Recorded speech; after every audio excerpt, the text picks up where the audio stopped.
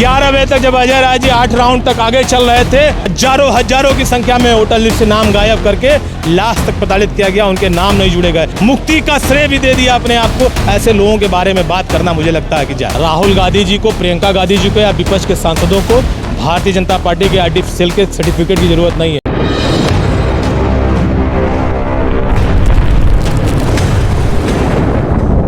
अभी हमारे साथ महानगर अध्यक्ष कांग्रेस के राघवेंद्र चौबे जी हैं। जिस तरह से राहुल गांधी ने एक चुनाव आयोग पर आरोप पे आरोप लगाए हैं, तो अब अध्यक्ष जी आज काशी में प्रधानमंत्री मोदी का संसदीय क्षेत्र है, आप ज्ञापन सौंपने आए, क्या कहेंगे? निश्चित रूप से अगर बनारस के प्रशासनिक अधिकारी, मैं दावे से कह रहा हूं, मैं अजय राय जी के चुनाव का इलेक्शन एजेंट था।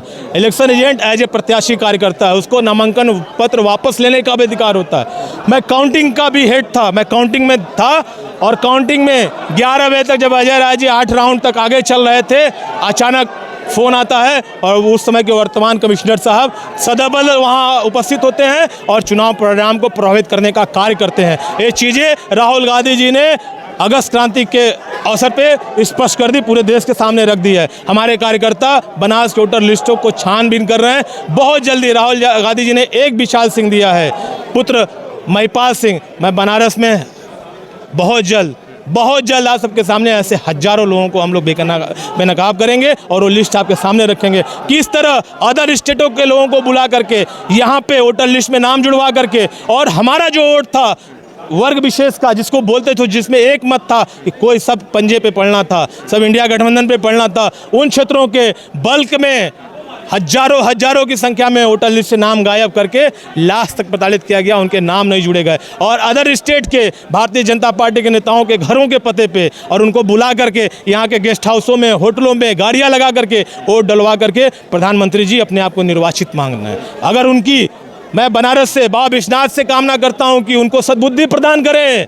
अगर उनके अंदर लोकतंत्र का मान है, नैतिकता है, तो आज ही अपने पद से इस्तीफा दे करके अपने घर बैठने का काम करें। देश के प्रधानमंत्री आप उनको सद्बुद्धि देने के लिए कह रहे हैं? बाबा विश्वनाथ से कामना कर रहा हूं, वो प्रधानमंत्री जो संविधान का शपथ लेकर के बिना राग देश, बिना भेदभाव के काम करने की शपथ लेता है, उनके 12 साल होने जा रहा है। आप उठा कर देख लीजिए, कोई ऐसा काम जो देश में बांटने का न हो, देश को गफलत के रास्ते पे ले जाने का न हो, आप मुझे बता दीजिए। मैं उनको देश का, मैं बाबा विश्वनाथ से सद्बुद्धि प्रदान करने की बात कर रहा हूं। और उनको तो उसी दिन सद्बुद्धि आ जानी चाहिए थी जिन्होंने इस विश्वनाथ कॉरिडोर की आधारशिला रखते हुए उन्होंने बाबा विश्वनाथ को मुक्ति का श्रेय भी दे दिया अपने आप को। ऐसे लोगों के बारे में बात करना मुझे लगता है कि जाए। चुनाव आयोग क्या लग रहा है कि बीजेपी का पूरा साथ दे रहा है? जिस तरह से आपके इंडिया गठबंधन आरोप लगा रहे हैं। इंडिया गठबंधन आरोप नहीं लगा रहा, हमारे पास सबूत है। चुनाव आयोग ही नहीं, लगभग 80%, यहाँ तक कि आप देख लीजिए बीजेपी का प्रवक्ता हाईकोर्ट का जज नियुक्त हो रहा है।